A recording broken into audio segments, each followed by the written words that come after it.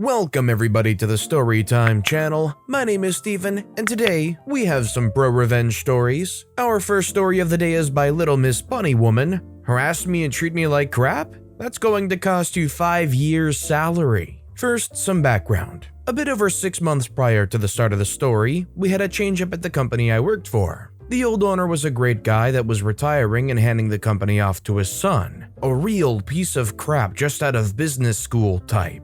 The son, with the mentality that the company is now his, went about restructuring, namely reassigning teams to different projects and leaving those that remained in their old positions to pick up double, if not triple, the workload. He did this all in the name of saving a little money.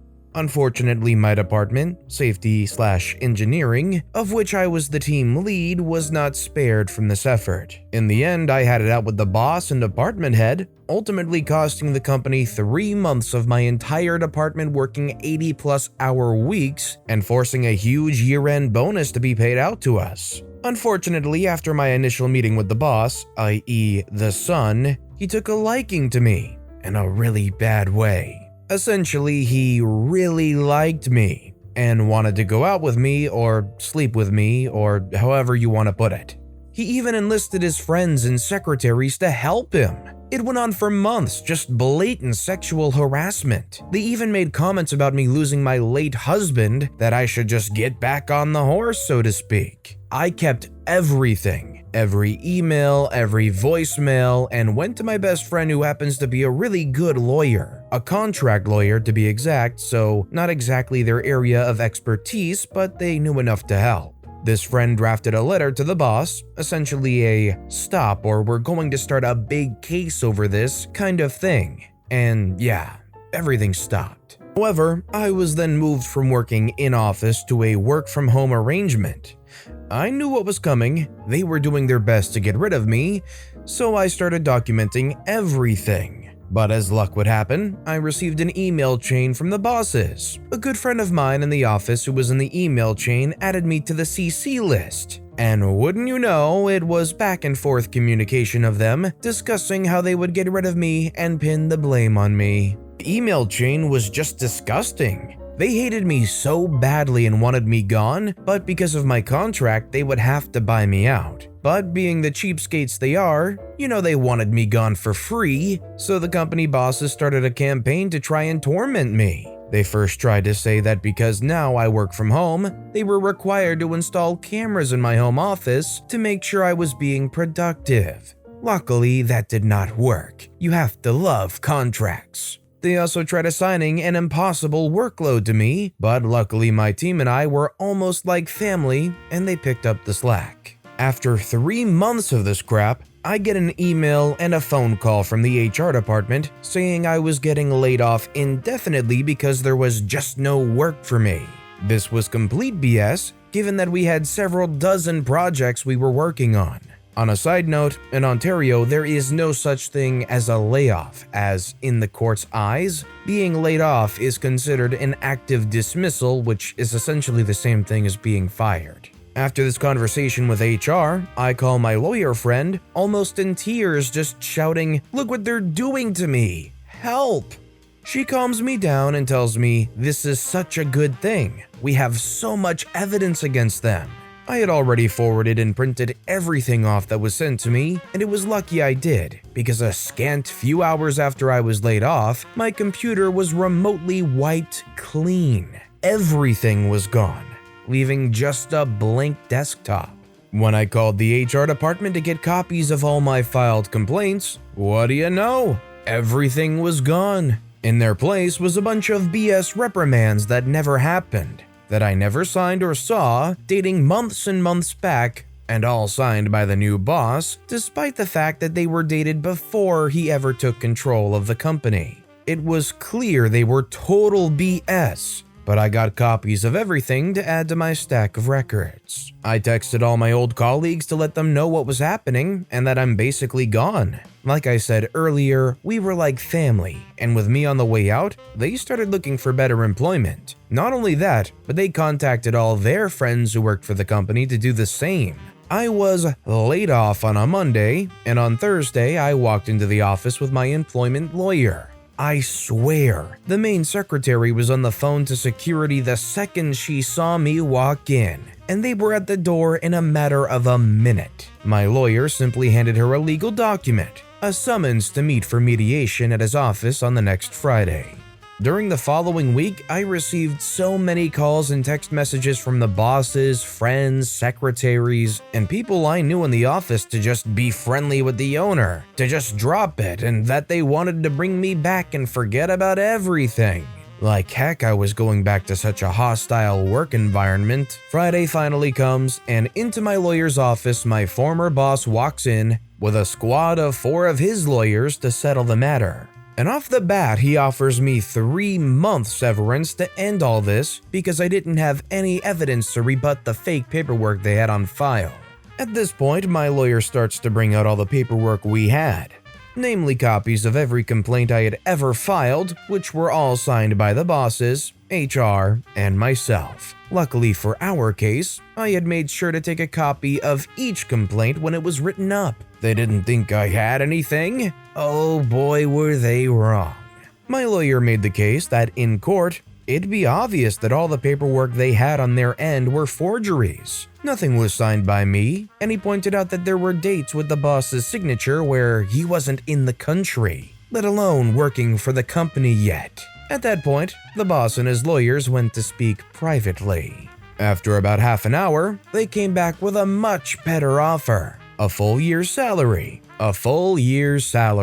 But my lawyer was like, nah, we'll just go with what the contract says, plus go for damages in court. Given the recent changeover at the company, the lawyers seemed to know they couldn't afford this going to court. Not to mention, it would be so bad for the company's reputation. So they basically rolled over and asked, what do you want? We demanded 5 years' salary plus the average bonus I would have made for each year, plus all the legal fees paid. It was a big win, but it didn't end there. I got a taste of blood and wanted more. I made phone calls to several companies where I had contacts and found jobs for every member of my team and several members of other teams. By the end of a week, the company lost 10 of its most talented people. Not to mention, most of those people had friends and colleagues that ended up following them to their new employers. The fallout was pretty bad. Before all this, they had the pick of the litter when new university students graduated. But now, because they lost almost all of their senior people, they had no one to mentor new employees. Plus, word got out fast how they treat workers like crap, so no one with any talent would even think of getting near the company. As of today, the company is just a shell of its former self. It's still big, but it bleeds money. They also now have a problem with permanent staffing and are paying out the nose to hire subcontractors. Let's just say they don't make money like they used to. In fact, they have not started any new projects in something like 9 months. If something isn't done on the side of management to improve things fast, they will likely be going bankrupt in the very near future. Do you guys think getting 5 years' salary plus the lawyer fees paid off is enough punishment for this company? Or would you like to have seen them actually have some kind of legal ramification? Let me know in the comments down below. Our next story is by GhostDog805. Too lazy to do your jobs? Well then, take care of the boxes. A bit of backstory, this was during my time I was working in retail. Every day, my department would get pallets of merchandise that needed to be stocked, usually after my coworkers and I would leave for the day just before closing. I would work closing one week, opening shift the following week, weekends off. During that time, we would have several groups of overnight coworkers assigned to different departments to stock merchandise brought in on the delivery trucks, and then put any overstock in the back, clean up the cardboard boxes. The opening shift would take care of any overstock pallets the overnights didn't have time to get to. Every week, each group of overnight employees would be rotated to different departments. Unfortunately, there was one group of overnight employees that had a bit of a reputation for being lazy, and those guys were assigned to my department for the week. At the time when this happened, I was working my opening shift. Years before COVID, the wrongs being done during the week wasn't so much being done to just me, it was being done to my other coworkers and my entire department. So this was pretty much a group effort. On with the story.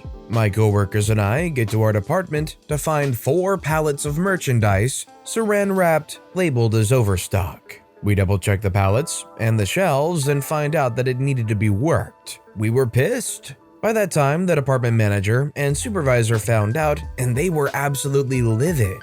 So we ended up working the merchandise, putting them on the shelves. I was getting ready to start breaking down the boxes when I got this wicked idea. My idea was to stack all of the empty boxes like they were full, wrap them up, and label them as overstock. But I wanted to get the approval from my supervisor first. When I talked to my supervisor, I mentioned what I wanted to do. My supervisor chuckled at the idea, approved it, and explained what had happened to him last year. Apparently a year before, the overnight employees played a prank on him. On April 1st, they had left 2 pallets of merchandise wrapped up and labeled as overstock. He said he double-checked, only to find out that all of the boxes on the pallets were empty. He gathered all of us in the department, explained what we were doing, and we got to work.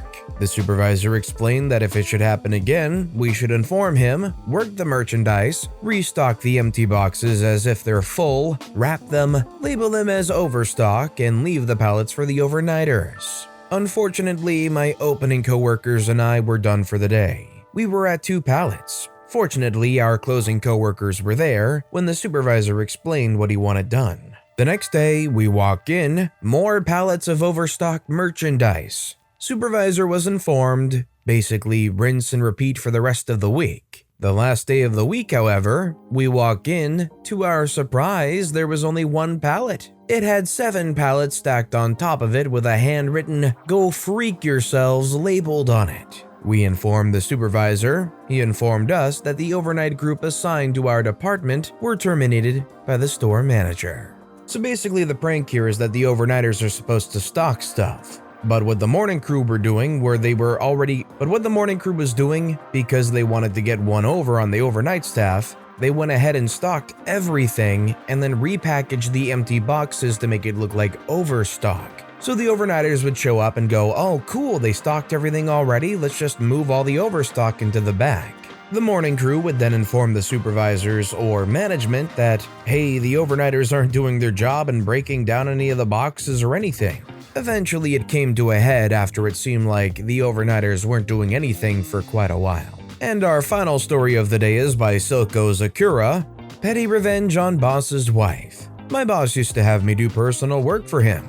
I was an executive assistant, and I used to stock his fridge and cupboard with snacks, book his work and personal travel, write up reports for his side business, buy his wife's Christmas, Valentine's, and anniversary presents, plus, handle clients and his emails and actual work for the company. One time when booking his wife a trip to the tropics, I put down her email for the confirmations to be sent to. She called me and screamed at me about how she can't afford to get junk email. She didn't work outside the home, so I don't know why she thought her email was that important. I soon quit, and about a year after quitting, I used her email to enter every sweepstakes and enter now to win a computer I could. Every mailing list for every website. I probably signed her up for at least 50 mailing lists. Deal with that spam. Spam filters nowadays are usually getting pretty good, at least in the Gmail side of things. For all I know, maybe they were using a business service or a proprietary email type thing, so it might be pretty darn effective. And of course, even the best spam filter always has some leaks coming through. Hey, maybe they want a computer, you never know. Maybe OP did them a favor. But with that being said, that's all the time we have for today. So if you have a favorite story of the day, let me know which story and why in the comments down below. But besides that, if you enjoyed the video, please consider giving it a like, and if you haven't, subscribe and turn notifications on so you'll never miss an upcoming video. No matter what you do, whether it's just viewing the video, liking, subscribing, turning notifications on, I appreciate the heck out of it. Every little thing that you do helps the channel grow that much more, and I can't thank you enough for it. So until next time, I hope you all have a wonderful day, and I'll be right here next time on the Storytime channel.